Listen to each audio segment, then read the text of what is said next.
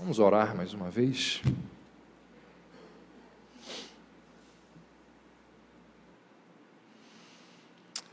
Senhor Deus, nós pedimos a Tua orientação, a Tua graça para as nossas mentes e aos nossos corações nesta hora. Ajuda-nos, ó Deus, diante do texto sagrado. Ajuda-nos a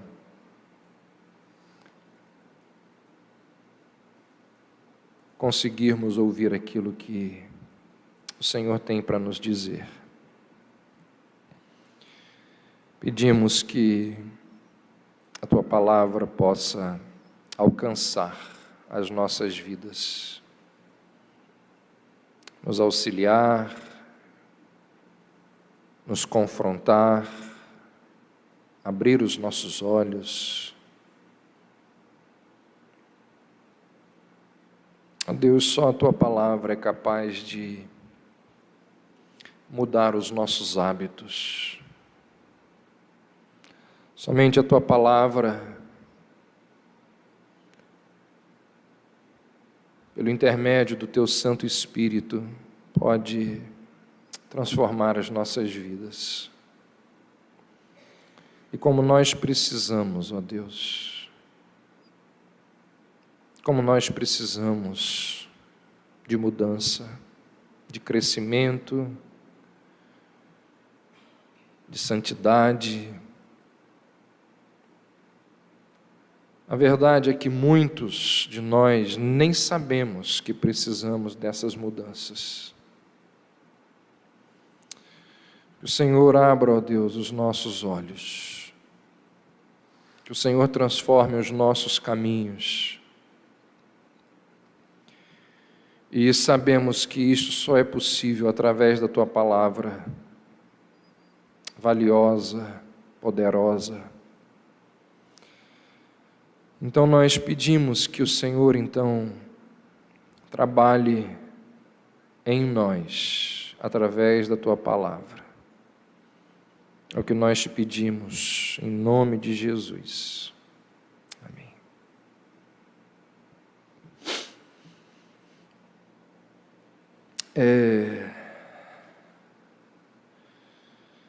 O que é felicidade? O que a gente poderia dizer ou responder, como poderíamos responder a essa pergunta? O que é felicidade? Guilherme Arantes tem uma poesia que ele colocou música, e lá, pelas tantas da sua poesia, ele vai dizer que toda explicação perde o valor. Porque existem várias definições de felicidade. O próprio Guilherme Arantes tentou na sua poesia, de forma poética, e sabe-se lá o que ele quis dizer. Ele disse que a felicidade é um rio denso que precisa de silêncio para falar o coração.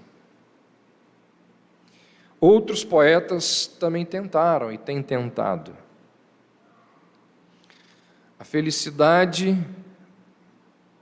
do pobre é trabalhar o ano inteiro por um momento de sonho, para fazer a fantasia de rei, de pirata ou de jardineira, disse o poeta, se referindo àquelas pessoas que aguardam o ano inteiro por aquele momento ali de felicidade ou de suposta felicidade no carnaval. Existe aquela definição cômica: a minha felicidade é um crediário nas Casas Bahia. Não tem lá? Décadas atrás, aquele camarada lá, o Dinho do Mamonas Assassinas, disse isso. Que se você pensar direitinho, para muita gente não é tão cômica assim. Para muita gente, a felicidade é uma prestação, é comprar alguma coisa. Quando se adquiriu algo, adquire-se um sentimento novo em relação àquele algo que foi comprado. Então dura um tempo, até que você compre outra coisa, e então surge um novo sentimento em relação àquilo. A gente já falou sobre isso aqui, né? Zygmunt Bauman fala muito disso. Mencionei isso tempos atrás aqui na igreja. Mas existem aquelas também mais sérias, aquelas definições mais sérias. Pascal, por exemplo, ele vai dizer que a felicidade não está em nós, nem fora de nós. Ela está em Deus, dentro de nós e fora de nós. Alguém disse que felicidade talvez seja uma daquelas coisas que ninguém consegue definir, mas que todo mundo reconhece rapidamente quando encontra. Existem no mundo centenas de definições de felicidade. Eu coloquei lá no Google, definição de felicidade. Existem. Ele não diz diretamente, mas ele diz, mas para ele, aquele camarada disse: eu queria ter na vida simplesmente um lugar de mato verde para plantar e para colher, ter uma casinha branca de varanda, um quintal e uma janela, só para ver o sol nascer. Isso para mim era, estou feliz se eu tiver isso. Então as definições são as mais diversas. Os grandes poetas deram a sua definição. Os grandes filósofos trataram do assunto. Teólogos têm dado a sua contribuição sobre esse assunto. Cada um tem uma fórmula que, segundo eles, é a fórmula correta para se alcançar a felicidade. Todo mundo tem. E, sem dúvida nenhuma, que a maior busca do homem é por felicidade. A maior busca do homem é por felicidade. Não é pelo dinheiro, não é pelo poder, não é por sexo. É pela felicidade que estas coisas supostamente podem trazer. Acredita-se que no poder, no dinheiro, através de prazeres sexuais, as pessoas vão encontrar a felicidade. Então esses são os meios, os mecanismos através dos quais encontraremos a suposta felicidade. O mesmo Pascal, que citei há pouco, ele vai dizer que todos os homens buscam a felicidade, inclusive aqueles que se enforcam. O cara que se mata, ele está tão angustiado. A pessoa que tira a própria vida busca tanto a felicidade, deseja tanto uma vida feliz, que ela é capaz de fazer um ato insano para buscar a felicidade. Então a felicidade, ela é a busca eterna.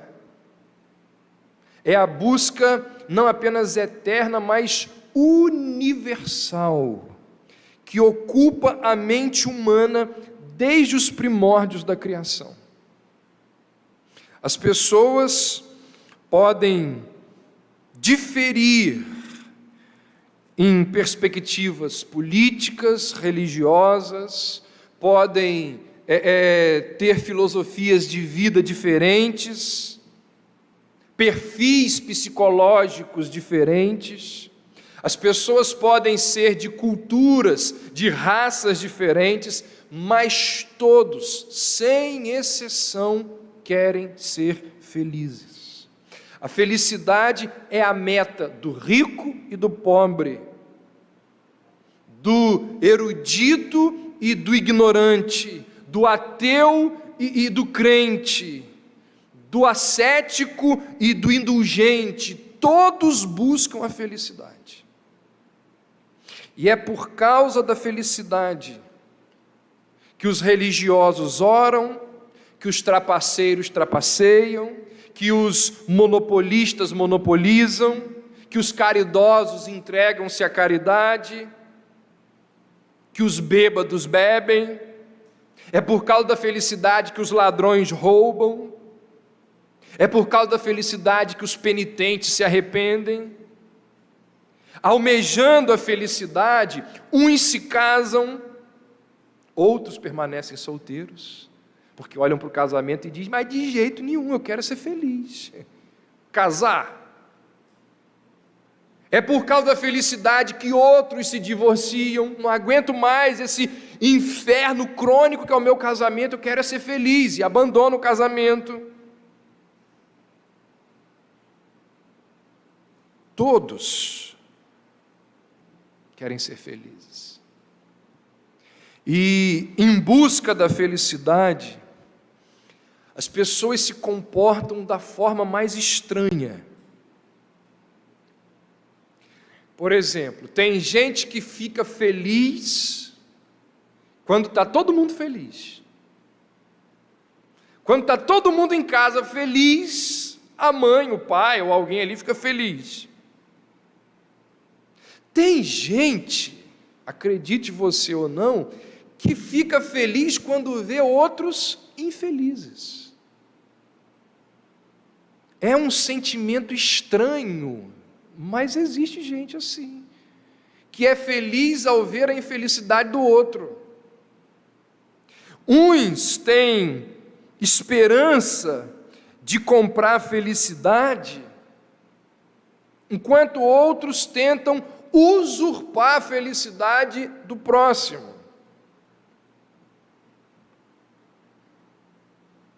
Todo mundo quer ser feliz. Todos, o tempo todo. O que nós mais queremos é ser felizes. Há um escritor americano chamado Eric Hoffer, e ele diz o seguinte: nesse mundo onde todos buscam ser felizes, o tempo todo, a grande ironia é que a busca pela felicidade é uma das principais fontes de infelicidade. A busca pela felicidade é um dos principais motivos de infelicidade.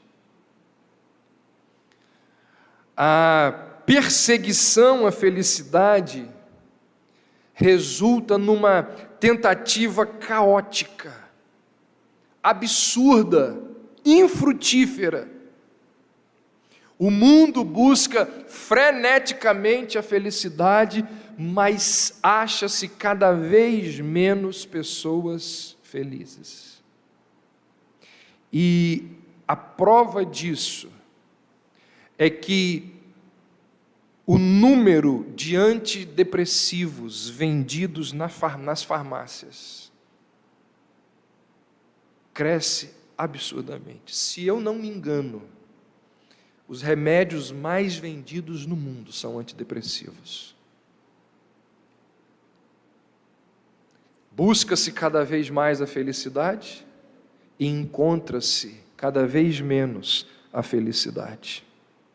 Isso é algo trágico, diz esse escritor, porque o mundo busca algo alucinadamente, mas ninguém sabe encontrar. A filosofia enfatiza a busca por uma verdade que nem os filósofos sabem onde encontrar. Os moralistas falam a respeito do dever. Os psicólogos dizem que o homem deve enfrentar a realidade e conviver com a infelicidade. Os cientistas pouco se importam com os sentimentos humanos. Os economistas dão valor somente à riqueza e à propriedade. Cada um na sua área vai dizer: isso é o que é felicidade.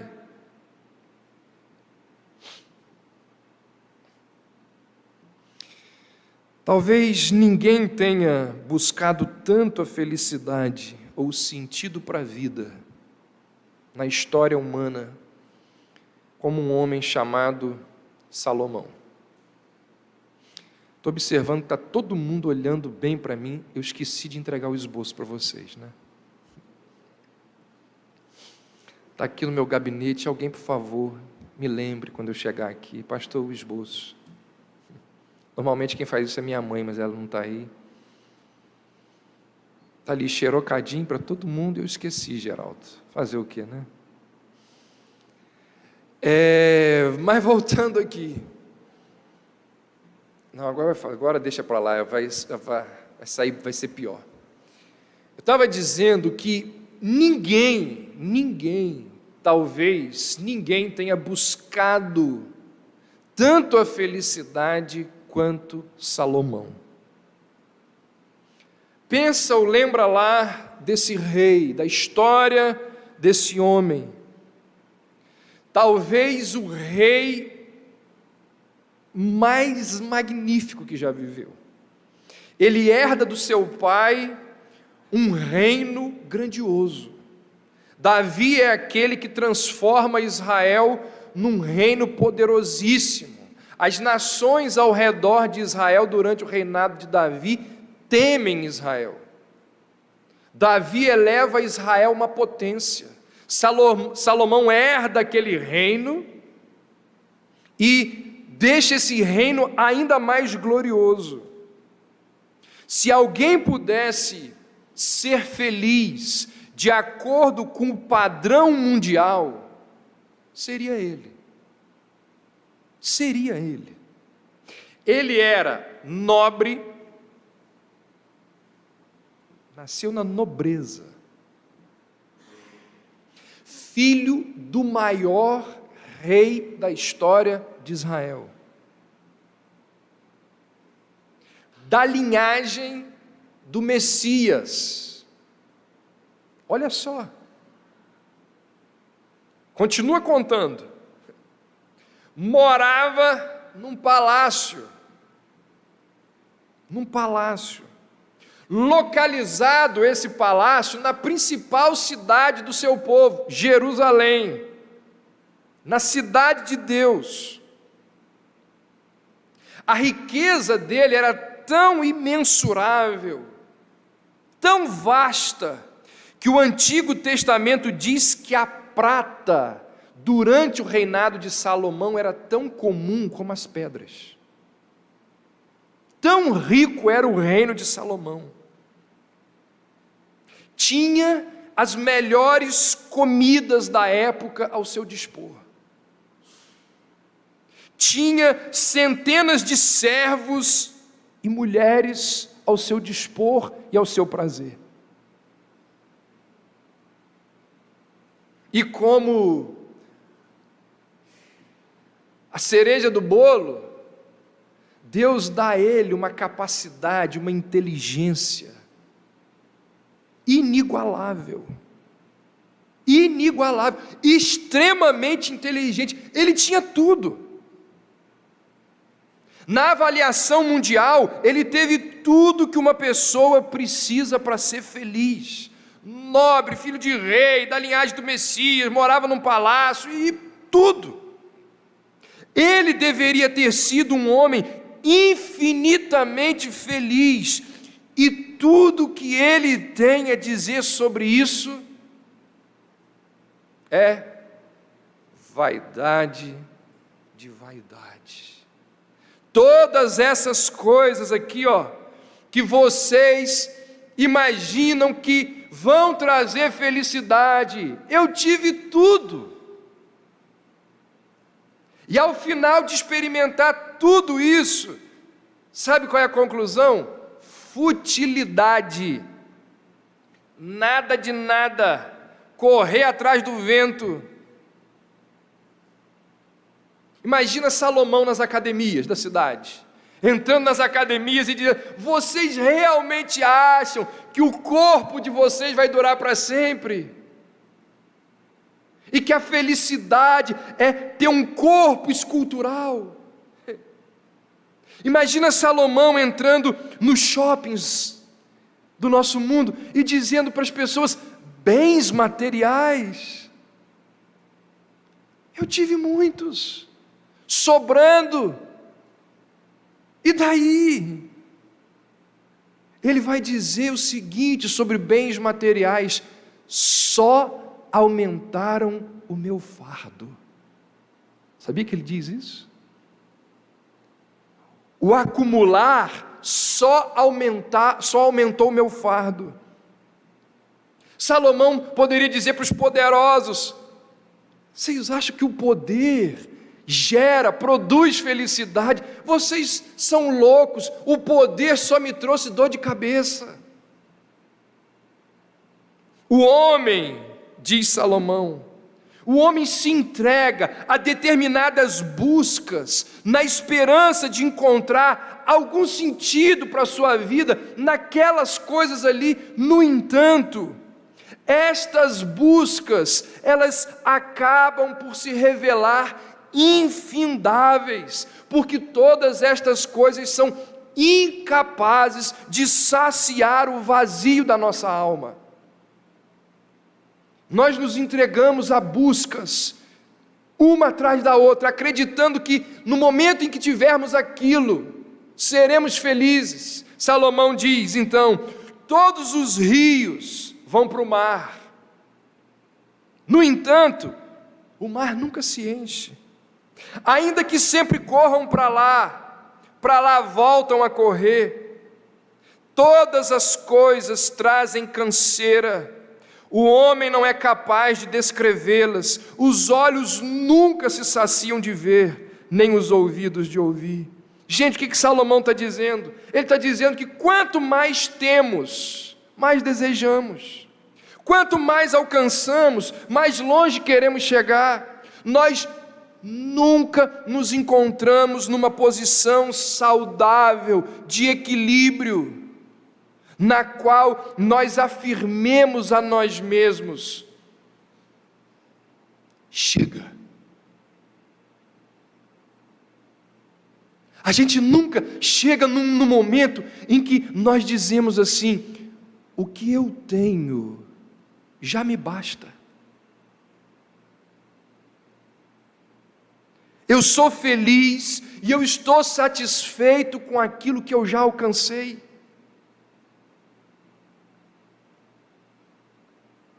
Isso acontece porque os objetos de nosso desejo e o alvo de nossas buscas, eles jamais poderão preencher o vazio da alma humana. Coisas, pessoas, circunstâncias, nada disso é capaz de preencher o nosso vazio.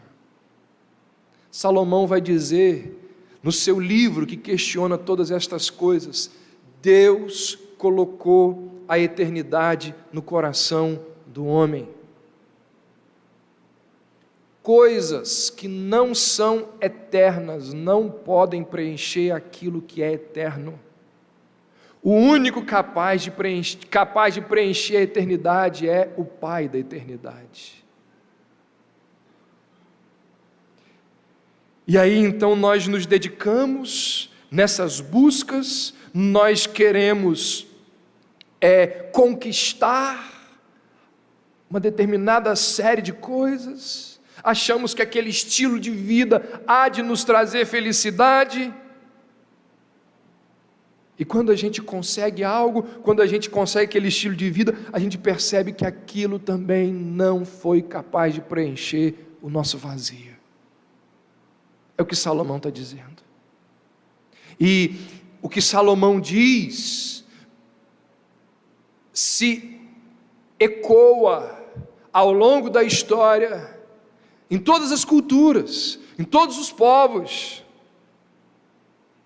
Vê se não é exatamente isso que Salomão menciona aqui no Eclesiastes, que Luiz Carlos Sá escreveu, quando ele disse assim: preso a canções, entregue às paixões, que nunca tiveram fim.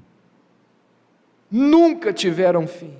Vou me encontrar longe do meu lugar.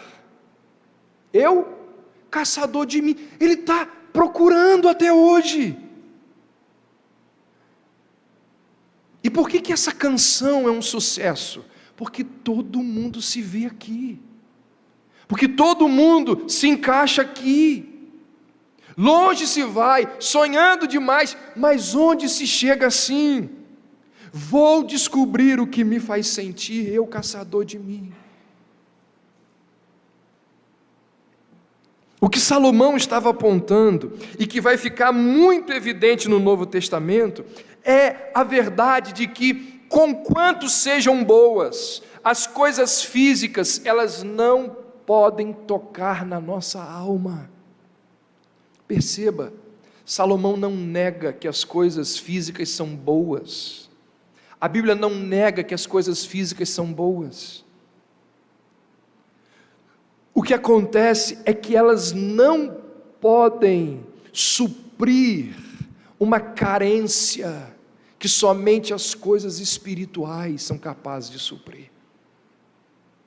Agostinho diz isso no seu livro Confissões, tratando desse assunto. Ele diz assim: nós, seres humanos, não percebemos, nós os infelizes, que na sala de tronos do nosso coração existe um trono onde só Deus pode se assentar. E enquanto Deus não se assentar naquele trono, nós permaneceremos infelizes. As coisas físicas não podem tocar na nossa alma. Não é possível preencher uma necessidade espiritual com uma substância física. Não é possível preencher o vazio da alma com um passeio na Europa. Não é possível preencher o vazio da alma com a aquisição de um carro novo. Não é possível preencher o vazio da alma usando o seu dinheiro de plástico nas lojas da vida. Não é possível preencher o vazio existencial com casamento, com filho.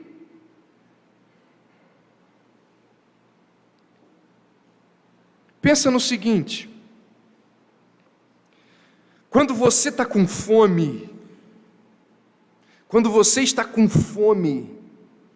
você não quer ouvir uma palestra sobre graça irresistível. Quando você está com fome, você quer um mata-fome, um podrão, você quer comer. Da mesma forma, quando você está sedento, você não quer ouvir verdades sobre a misericórdia de Deus, você quer um copo d'água, um líquido bem gelado. Não é possível preencher uma necessidade física com alimento espiritual. Isso é ridículo. Você está com fome? Então vem cá que eu vou falar para você sobre aqueles que têm fome e sede de justiça. Isso é ridículo. Assim também é cômico tentar preencher uma necessidade espiritual com uma substância química. Com uma substância física. Não tem como. Quando Saul estava lá, ferido na sua alma, angustiado na sua alma, ele diz: todas as joias da coroa não podem aliviar a minha náusea existencial. Todo o tesouro que ele tinha não era capaz de fazer aquele espírito maligno, aquele sentimento terrível que ele tinha de ir embora. Quando Belsazar, mencionei isso hoje de manhã, quando Belsazar está lá bebendo nos vasos dourados do templo, escarnecendo, zombando, aparece a mão na parede e escreve: pesado foste na balança e achado em falta. Diz a Bíblia que imediatamente o seu semblante mudou. O vinho, antes saboroso, torna-se azedo. A comida, antes saborosa, transforma-se numa pedra no estômago. Salomão então diz: nada das coisas deste mundo são capazes de preencher a nossa angústia espiritual, o nosso vazio. Tudo que você possa imaginar é vaidade de vaidade. Névoa, coisa que se dissipa. A quem então nós devemos ouvir em meio a todas essas coisas? Será que existe alguém? Será que existe alguma definição do que realmente é verdade sobre felicidade? E aí nós deveríamos seguir aquela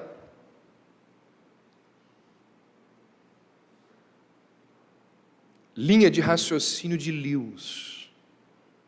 Lewis é extraordinário. Se você nunca leu C.S. Lewis, você está perdendo. Está perdendo.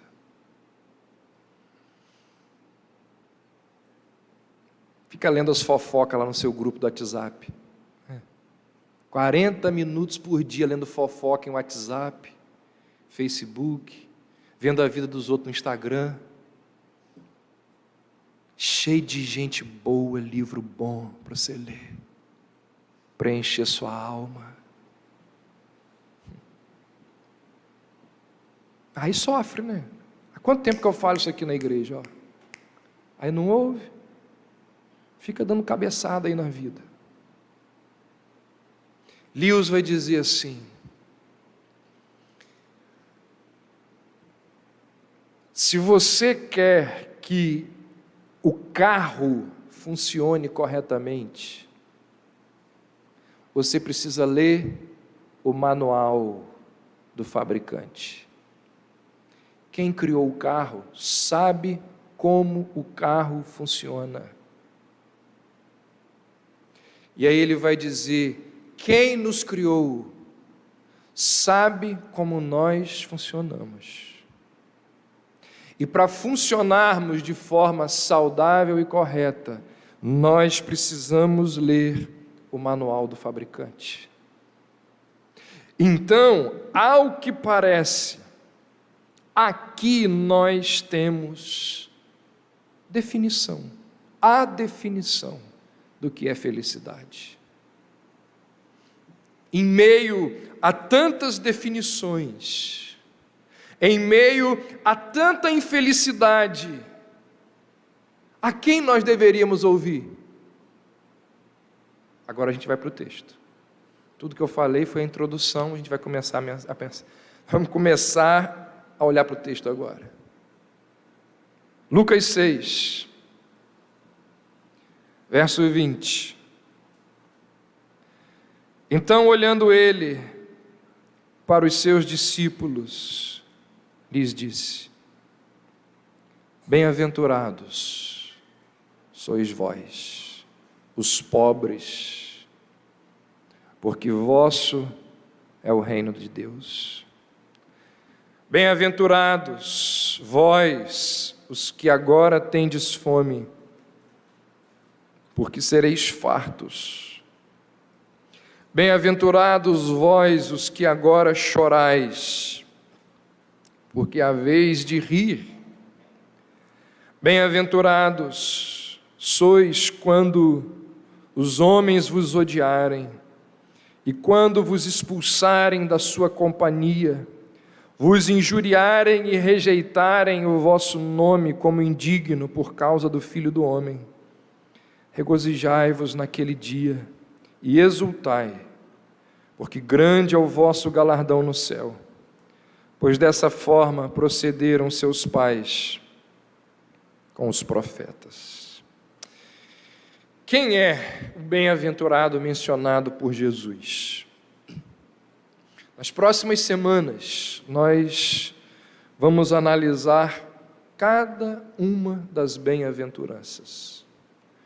E aí a gente vai lá para Mateus 5, porque Mateus ele fala, depois a gente vai ver porquê, de uma forma mais abrangente. Lucas só menciona 4, Mateus menciona 8 bem-aventuranças. Então, nos próximos 2 meses, nós vamos falar sobre as bem-aventuranças, uma a cada domingo. Mas, antes de falar dos pobres de espírito, dos que choram, dos mansos, dos misericordiosos, daqueles que têm fome e sede, antes de falar de fome e sede de justiça, antes de falar deles, e esse é o meu objetivo nessa parte final, é a gente tentar entender o que significa bem-aventurado. Nos próximos domingos, nós vamos ver o que é ser pobre de espírito, o que é chorar, o que é ser manso, mas hoje nós vamos, nessa parte final, tentar entender o que Jesus quis dizer com bem-aventurado. Vários escritores gregos, na época em que, e até antes, em que o Novo Testamento foi escrito, utilizaram esta expressão que Cristo aqui utiliza, eles utilizaram esta expressão nos seus escritos, bem-aventurado.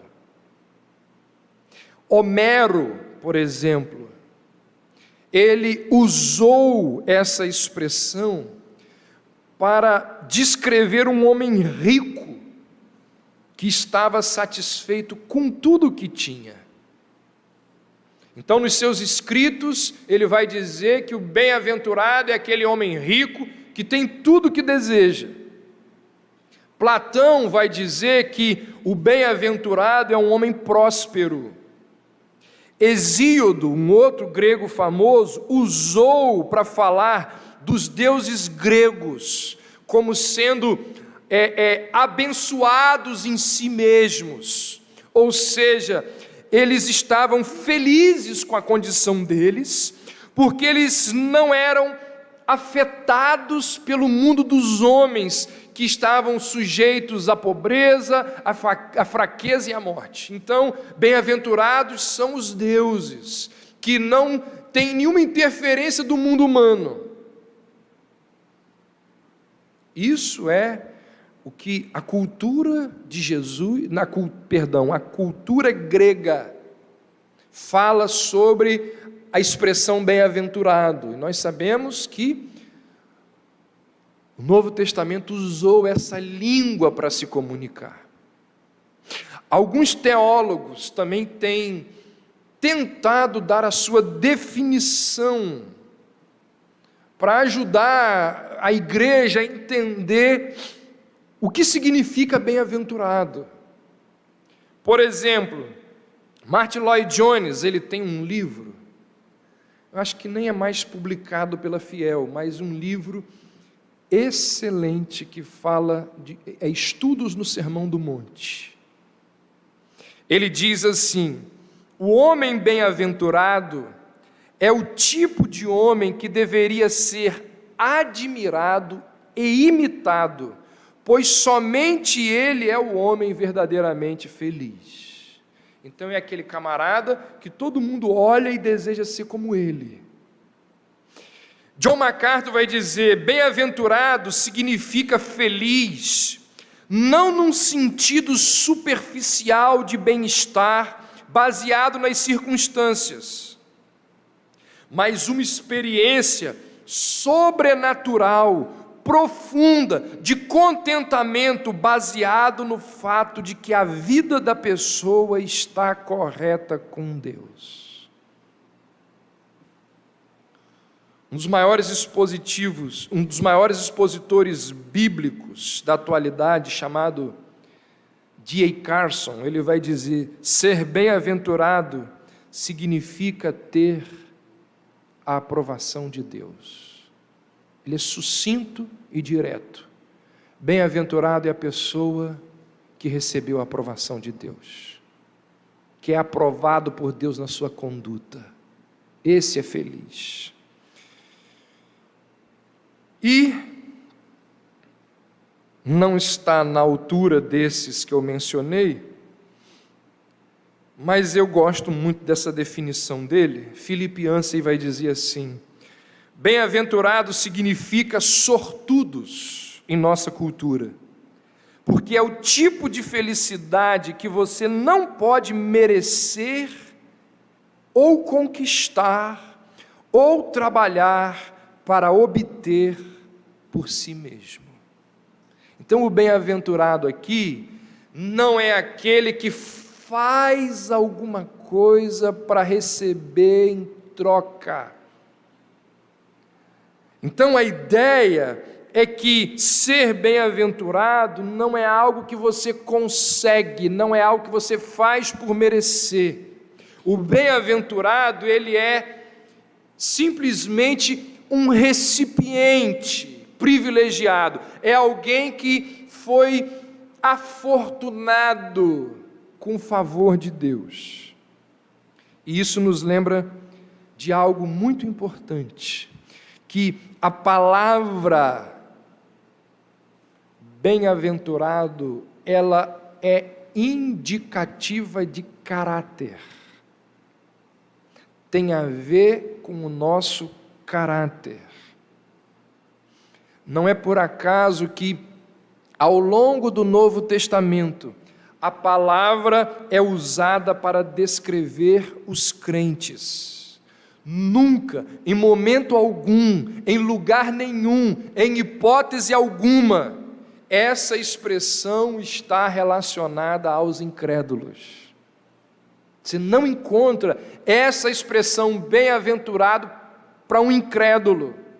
O que significa que o estado permanente de felicidade, satisfação, alegria, contentamento, pertence apenas àqueles que conhecem a Deus. Somente àqueles que conhecem a Deus. E como nós vamos ver ao longo das semanas em que formos estudando, só é humilde de espírito, só chora, só é manso, só é misericórdia quem é regenerado. Se não for regenerado, não vai desenvolver essas coisas. Essa é uma palavra, bem-aventurado, é uma palavra usada no Novo Testamento para descrever o próprio Deus. Isso aqui é muito importante se entender. Essa expressão, ela é utilizada para definir o próprio Deus. Por exemplo, Paulo vai dizer em 1 Timóteo 1,11, o evangelho da glória do Deus bendito, é a expressão usada para as bem-aventuranças, a expressão grega. 1 Timóteo 6,15, ele chama Jesus de Rei dos reis, Senhor dos senhores, único soberano, e em meio a esses títulos, ele diz que Jesus é bem-aventurado. Depois você pode olhar lá. Ou seja, Deus é, por natureza, feliz, contente, cheio, satisfeito. Aqueles que pertencem a Deus, eles compartilham dessa mesma felicidade. Afinal, como vai dizer o apóstolo Pedro em sua carta, nós somos participantes da natureza divina. Então ninguém pode conhecer a verdadeira felicidade se não for participante da natureza divina. Por isso, gente, é por isso que você deve ouvir as pessoas há muito tempo falar que é impossível ao homem ser feliz sem Deus. As pessoas, elas podem ter momentos de felicidade, mas não é a felicidade descrita pelas Escrituras. Não é a felicidade que leva alguém a dizer assim: eu sou feliz mesmo quando eu não estou feliz. Não é a felicidade do autor da música que nós vamos cantar no final, que quando recebe lá a notícia de que as suas 4 filhas morreram de uma vez só, num naufrágio, ele escreve a música e diz: se paz a mais doce me deres gozar, ou se dor a mais forte sofrer, ó seja o que for, tu me fazes saber que feliz com Jesus sempre sou. Só diz isso, só fala isso, só vive isso quem é regenerado. É a ideia aqui. Deus é um ser bem-aventurado. E aí, para que aqueles que Jesus está descrevendo aqui sejam bem-aventurados, eles precisam ter o que Pedro vai dizer, ser coparticipantes da natureza divina, precisa ser regenerado. As bem-aventuranças pressupõem que o homem, ele abandonou a sua justiça própria, para confiar naquele que viveu a vida que ele jamais poderia viver. As bem-aventuranças pressupõem que o homem, ele descansa naquele que morreu a morte que ele nunca poderia morrer. Para quem não é nascido de novo, as bem-aventuranças não fazem o menor sentido. É por isso que poucas verdades bíblicas são tão desprezadas, são tão ignoradas, são tão ridicularizadas como as bem-aventuranças. Alguns críticos do cristianismo olham para as bem-aventuranças e dizem: aqui está a prova do desequilíbrio de Jesus. As bem-aventuranças deixam evidente que Jesus tinha problema mental. Segundo eles, é loucura. E realmente é, para quem não é convertido. Valorizar a mansidão.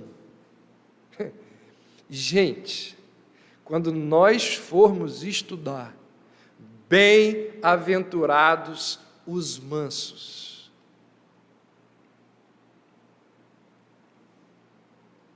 Eu fico me perguntando assim, Deus, pergunto mesmo, eu estudo um negócio desse, eu falo assim, Deus, quem que eu conheço que é crente? Eu termino de estudar as bem-aventuranças e eu falo assim, quem que eu conheço que é crente?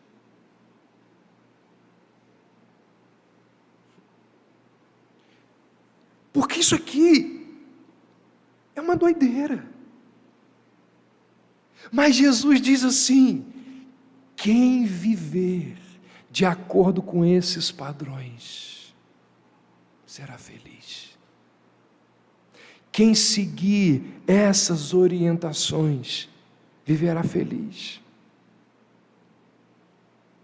Porque essas orientações de Jesus, elas não têm nenhum valor numa sociedade que valoriza o agressivo, numa sociedade que valoriza o arrogante,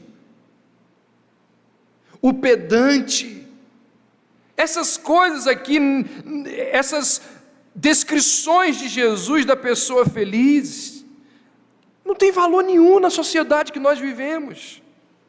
São completamente contrárias àquilo que o mundo admira. Por exemplo, um filósofo altamente badalado, seguido, admirado, chamado Friedrich Nietzsche. Gente que lê os livros de Nietzsche fala assim, nossa, mas que homem inteligente, que homem extraordinário.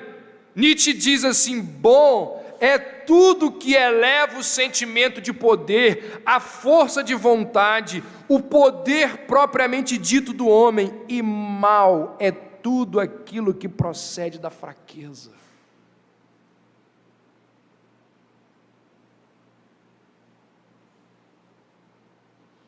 O mundo não admira as bem-aventuranças. Um psicólogo britânico, num discurso preparado, foi fazer um discurso na Sociedade Real de Medicina, e foi um discurso assim famoso, tanto que chegou até mim uma parte do seu discurso, e ele diz assim: o espírito de autossacrifício que permeia o cristianismo e que é altamente valorizado na vida religiosa cristã é masoquismo moderadamente consentido. Só tem masoquista aqui, está dizendo. Uma expressão muito mais forte dele se encontra nos ensinamentos de Cristo no Sermão do Monte. Este sermão abençoa os pobres, os mansos, os perseguidos, exorta-nos a não resistir ao mal, mas oferecer a outra face para ser esbofeteada, e a fazer o bem aos que nos odeiam, perdoando os homens as transgressões. Tudo isso tem cheiro de masoquismo. Há um escritor cristão chamado J.B. Phillips. Ele diz que as bem-aventuranças do mundo são as seguintes: felizes os intrometidos, pois subirão a postos elevados no mundo. Felizes os que têm pavio curto, pois nunca permitirão que a vida os machuque. Felizes os que se queixam, pois conseguem fazer o que querem no final. Felizes os indiferentes, pois nunca se preocupam com os seus pecados. Felizes os opressores, pois obterão resultados. Felizes os homens notáveis deste mundo, pois se aproveitam das circunstâncias. Felizes os perturbadores, pois são notados pelos outros. Então, o que eu quero dizer é que aquilo que Jesus nos propõe aqui só faz sentido para quem é crente. Porque o mundo olha para essas coisas, as filosofias, as ideologias, olham para o que Jesus está descrevendo aqui como sinal, como evidência da suposta loucura de Jesus. Uma outra crítica que é feita às bem-aventuranças é porque, como nós vamos ver, as recompensas das bem-aventuranças, elas se encontram no futuro. Jesus diz: quem for isso, lá encontrará, será lá no futuro. Ou seja, as necessidades imediatas, elas não são supridas imediatamente. E como hoje as pessoas querem ser felizes instantaneamente, imediatamente, as bem-aventuranças e tudo aquilo que não traz satisfação instantânea é descartado, é colocado de lado. Apesar de toda crítica, de toda zombaria, Jesus diz que felizes são aqueles que buscam essas coisas. Sabe o que sabe o que as bem-aventuranças mostram para mim? Muita coisa. Mas uma das coisas que as bem-aventuranças me mostram é que Jesus está preocupado em proporcionar felicidade a mim e a você.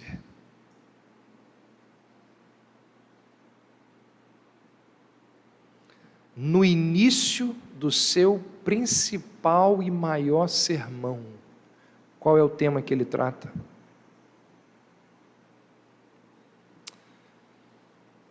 O problema é que nós queremos seguir os nossos padrões. Nós queremos seguir os padrões deste mundo, da sociedade. As ideologias que tanto criticam a fé cristã. Mas as bem-aventuranças nos lembram que Jesus veio ao mundo, sim, para proporcionar felicidade aos homens, que confiassem naquilo que Ele diz. E esse desejo de Jesus em nos proporcionar felicidade será percebido nos próximos domingos aqui. Irmãos, eu encerro dizendo que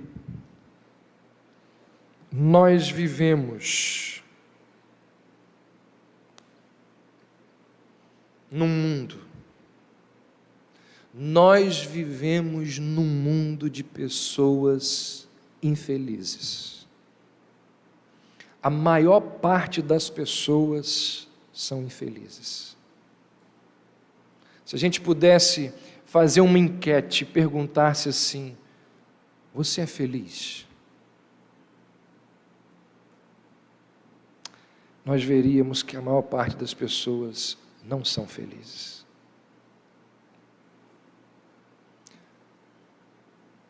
Tanto que um porta-voz da humanidade, ele disse assim: tristeza não tem fim, felicidade sim.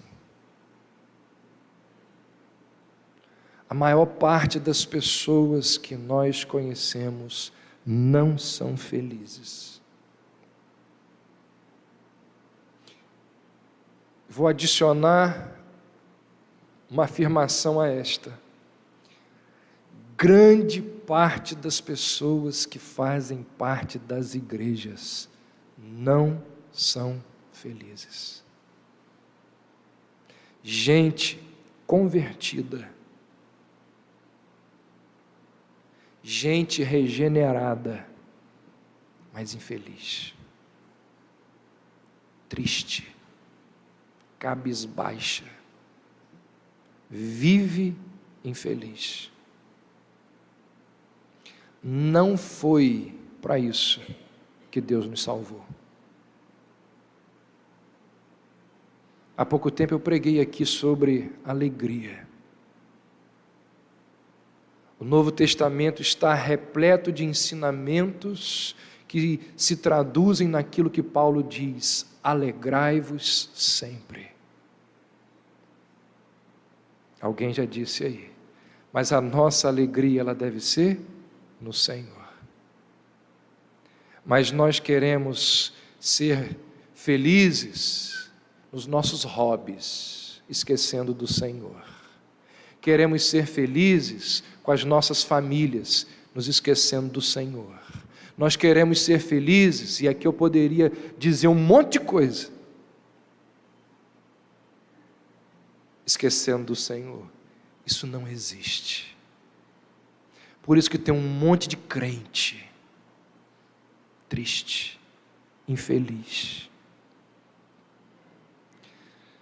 Nós precisamos ajudar essas pessoas.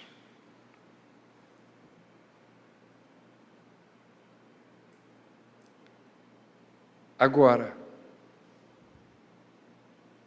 será que as pessoas que são infelizes irão dar ouvidos a nós se perceberem que nós somos infelizes?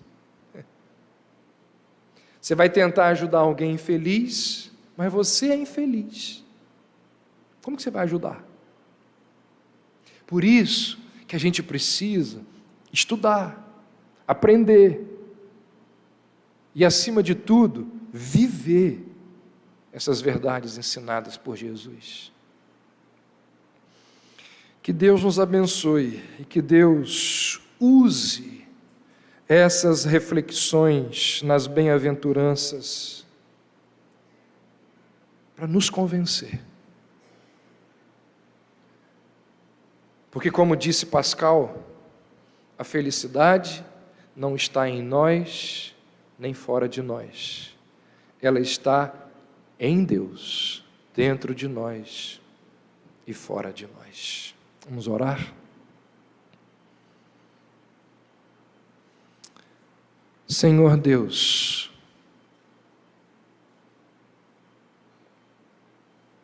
nós estamos, ó Deus, aqui diante do Teu povo, como igreja reunida, e Tu conheces os nossos corações, Tu sabes quantos corações aqui são infelizes. Tu conheces as dores que habitam o mais profundo do nosso ser. Ó Deus, só Tu sabes as lágrimas que derramamos nas madrugadas da vida. O Senhor é aquele que consegue sondar os corações e perceber o sofrimento que ali existe. É o Senhor quem enxerga uma Ana abrindo seu coração no templo diante da dor que sofria. O Senhor é aquele que enxerga um monge que sofria absurdamente com os traumas por não conseguir cumprir as verdades da Tua palavra. E aquele monge solitário, sozinho, cheio de angústias, cheio de inquietações, dores, infeliz, foi acudido pelo Senhor. Como Ana foi acudida pelo Senhor. Ó Deus, nós também precisamos do Teu socorro. Nós também precisamos dar ouvidos à Tua voz. Ó Deus, as nossas vidas, muitas vezes, elas são uma rotina sem sentido. Segunda, terça, quarta, quinta, sexta, nós fazemos sempre as mesmas coisas. E as mesmas coisas não trazem alegria ao nosso coração, porque essas coisas nós fazemos para nós mesmos. Nós fazemos de acordo com as ideologias deste mundo, de acordo com os padrões da nossa sociedade.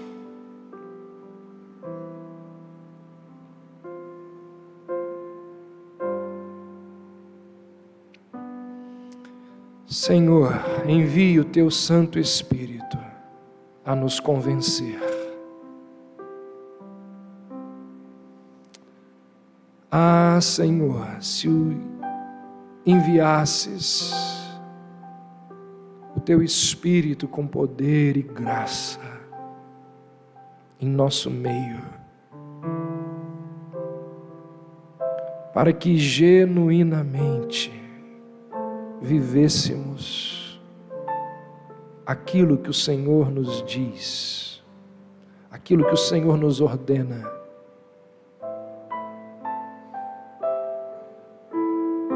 conseguiríamos viver de forma mais nobre, mais honrosa.